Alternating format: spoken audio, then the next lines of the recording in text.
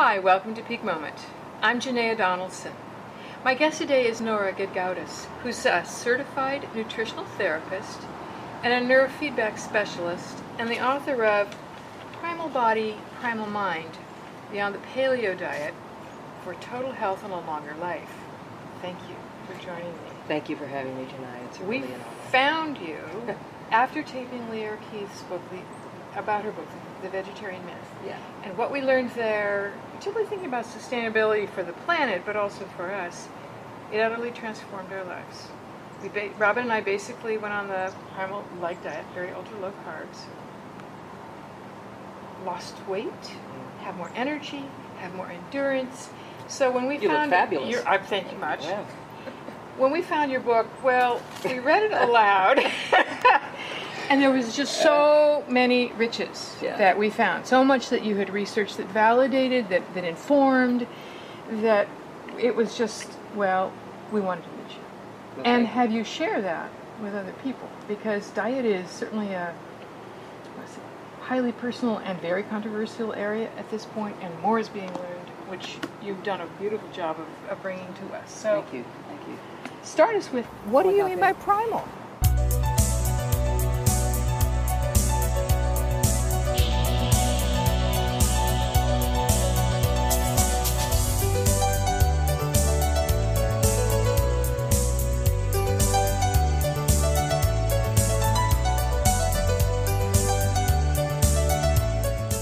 So when I talk about primal, I'm talking about the origins of what established our physiological makeup, what sorts of things established our nutritional requirements.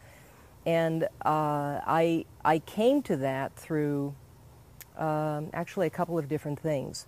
One is I stumbled across the work of Weston Price quite a long time ago. It was somewhere between 15, 20 years ago.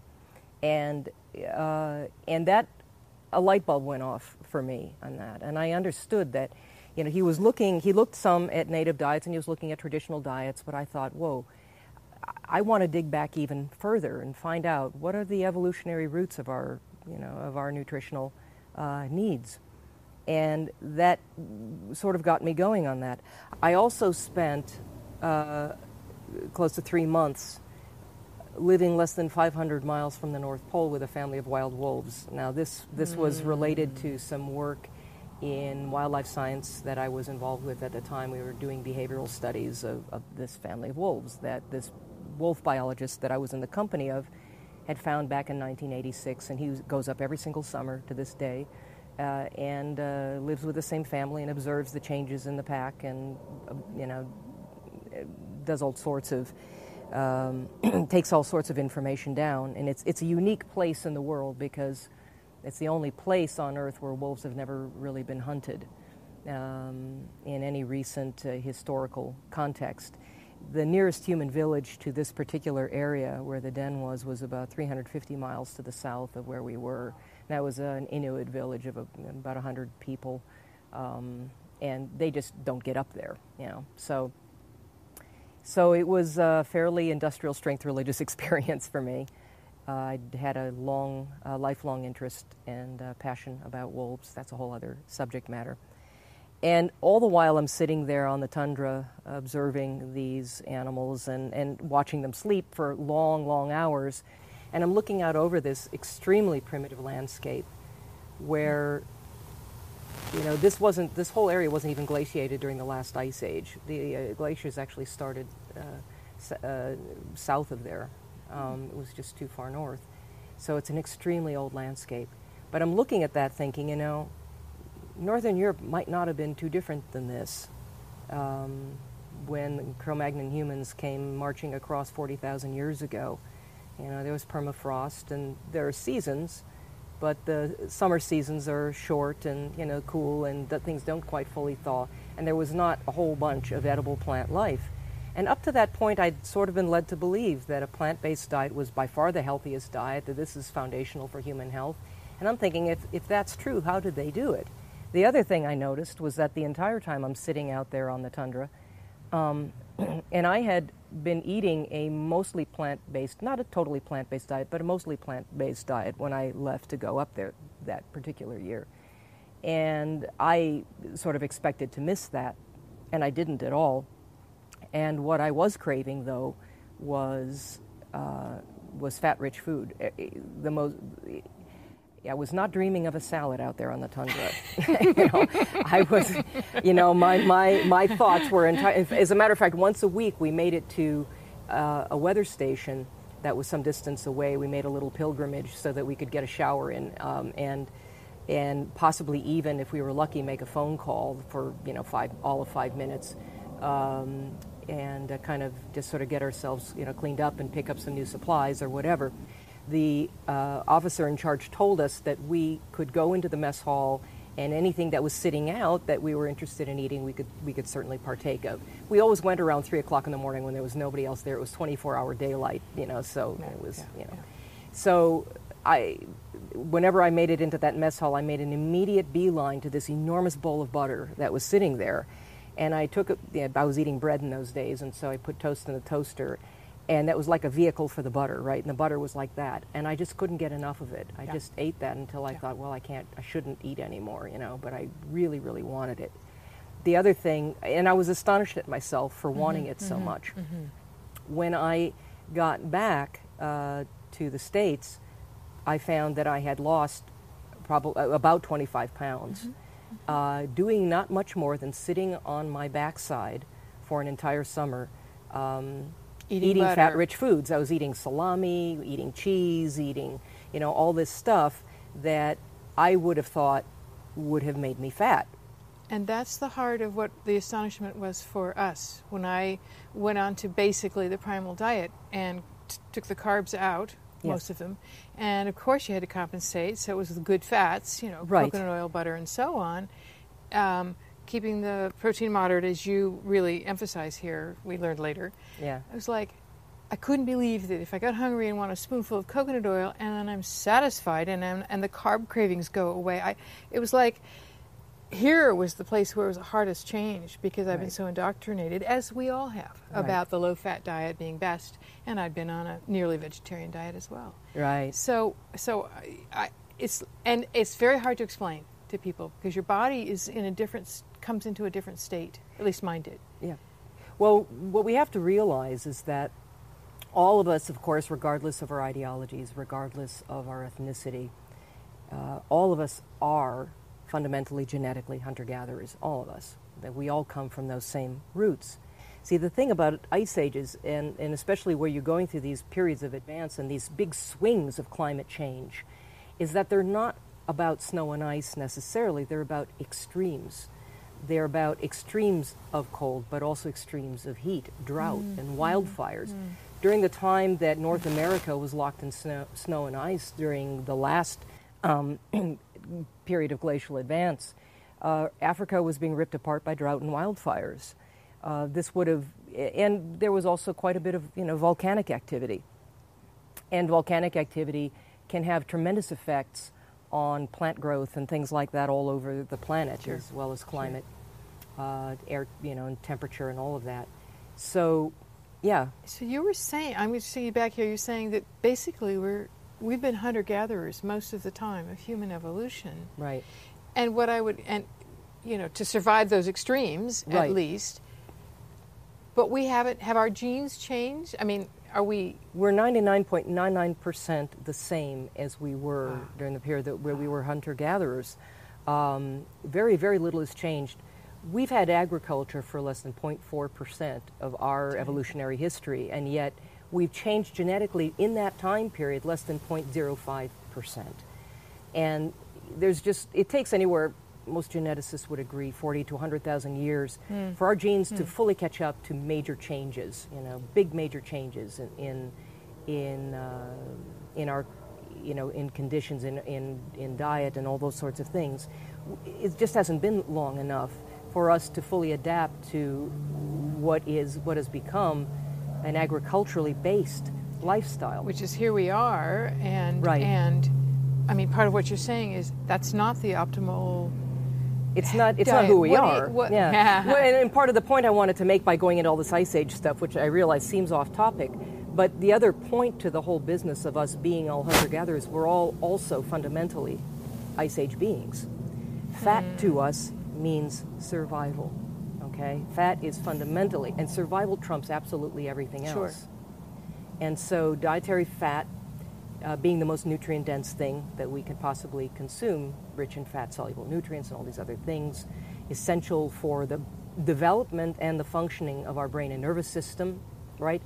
And there are many different types of fats involved in that. Roughly half the fat in our brain is saturated fat. About 11% of it is arachidonic acid, evil arachidonic acid, right?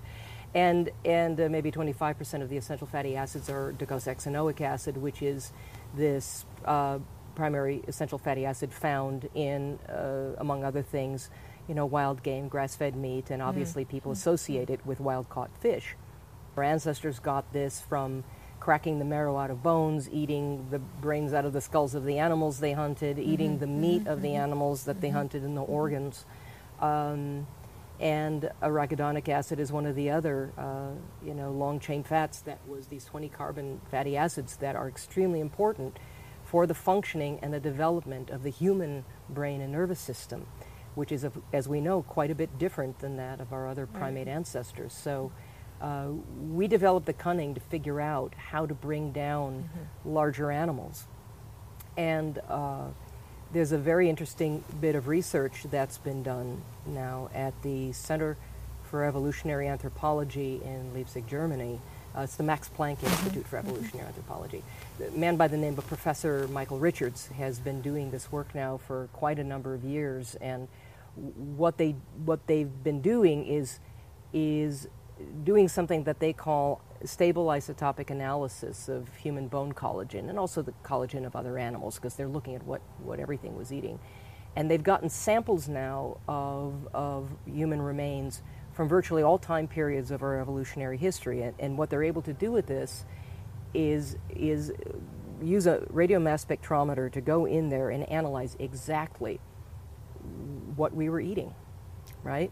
Where were we getting our mainly where we were getting our protein sources, right?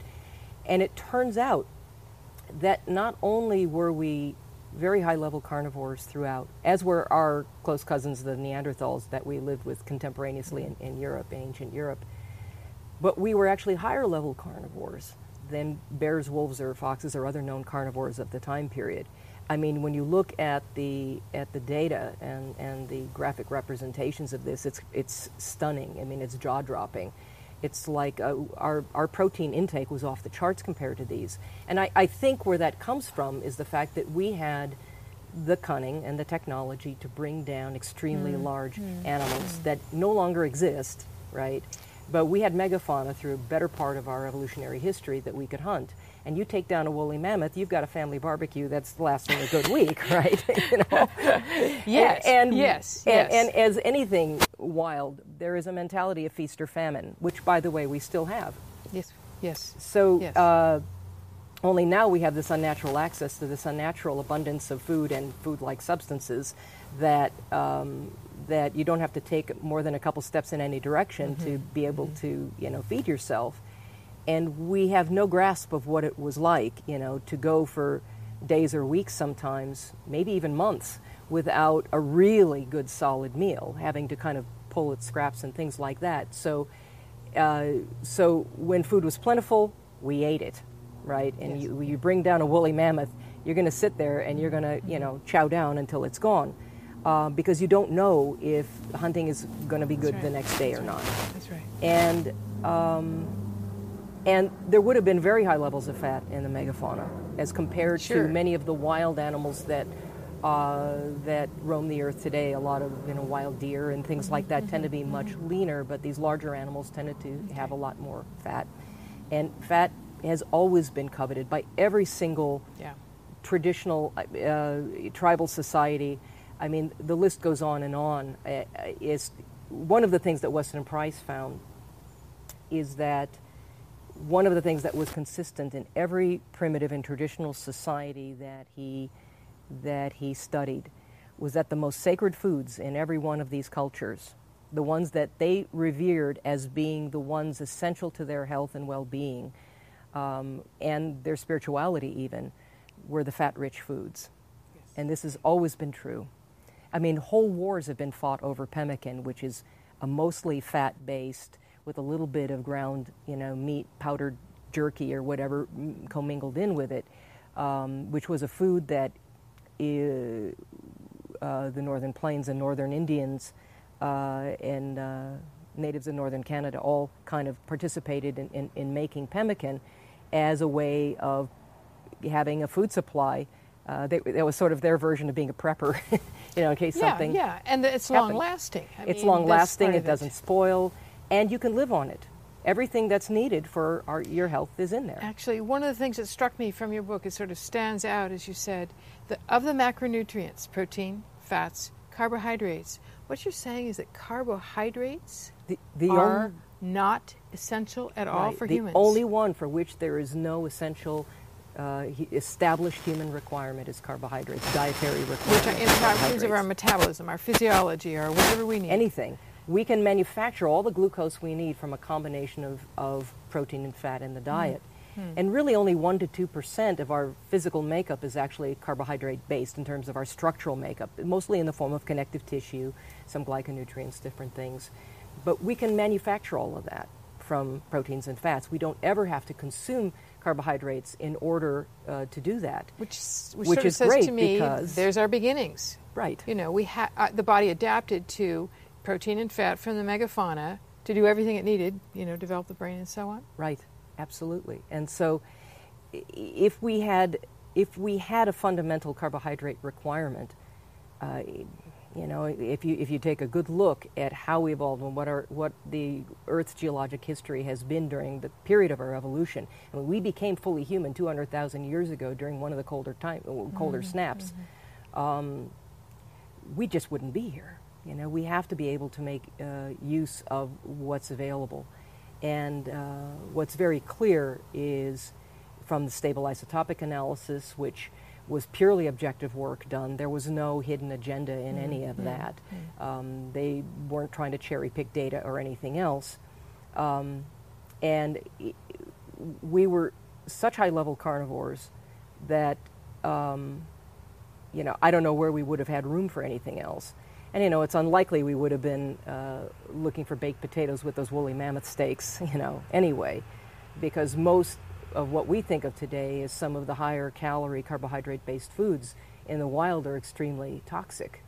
And through most of the year, in most places in the world, things that would have been, like wild potatoes are so toxic they just wouldn't have even been considered. And it would have really only been once we developed the universal use of fire as a way of preparing food and that kind of thing, which by most accounts, agree that that's really only been maybe about 50,000 years where we've sort of universally adopted fire for that. Scattered evidence of fire around for cooking meat, where they find charred bones around campfires and things like that. When it's cold out, hot meat's got to taste pretty good. But actually making use of plant foods by cooking them and making them less toxic, which wild plant foods really are, and that's the other consideration. That's because plants don't want to get eaten. Right. When you think about what our ancient primitive humans ate, there's a lot of argument and debate about that and a lot of speculation, although, the work of the Max Planck Institute helps dispel a lot of that. But one thing we can say for sure is we know pretty well what they didn't eat. They weren't eating any appreciable amount of grains. In fact, in all the isotopic analysis studies, they literally found no evidence whatsoever of grain-based protein in those isotopes, which isn't to say that we didn't occasionally come across plants that had those and nosh on, whatever, because, we're going to eat whatever's available to us, given whatever the season, the time of year, the climatic conditions, whatever, the area of the world. But in terms of being any significant protein source for us, no. So basically, where was I? About the plants. Plants, yes, plants. So plants are basically, unlike animals, which have teeth and nails and feet to run away and all that kind of thing. They have their own defenses. Plants don't. They sit there and they're kind of stuck if something comes along and wants to eat them. So they develop biochemical defenses.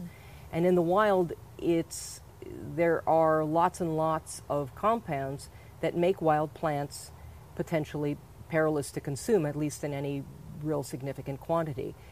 Some are better than others, but some things will literally kill you. Other things can just simply either greatly inconvenience you or mess with your endocrine system, or your guts, or your gut, right. or any number of things. So, and now, is that still true with domestic plants? Yes, there are still anti-nutrients, as they call them, in domestically cultivated plants. Particularly grains and legumes are still rife with these things. The grains and legumes in particular contain phytates, which can bind minerals and make them unavailable for absorption. And not just the minerals in those foods, but will literally draw them out of your body. Oh, really? Oh, yeah. Wow. You can give yourself very serious, for instance, zinc deficiencies and things by consuming a diet that's very high in legumes and whole grains. And they're also, legumes in particular have goitrogen, goitrogenic substances in them that can impair your thyroid function. There are also trypsin inhibitors, things that can interfere with your ability to digest and absorb protein over time. Wow. Now, this is certainly an advantage to the plant that would, really rather inconvenience us long term. But in terms of human nutrition, I think that there are far more things in these foods that are likely to compromise us than they are to support our health. I think historically, in traditional cultures, some of these foods were better tolerated. I don't know that they were ever a health food, And the problem is, and I'm a member of the Weston Price Foundation. I admire a lot of the work that they've done over the years, and I support a lot of the work that they do. But the fact of the matter is that we don't live in Weston Price's time anymore.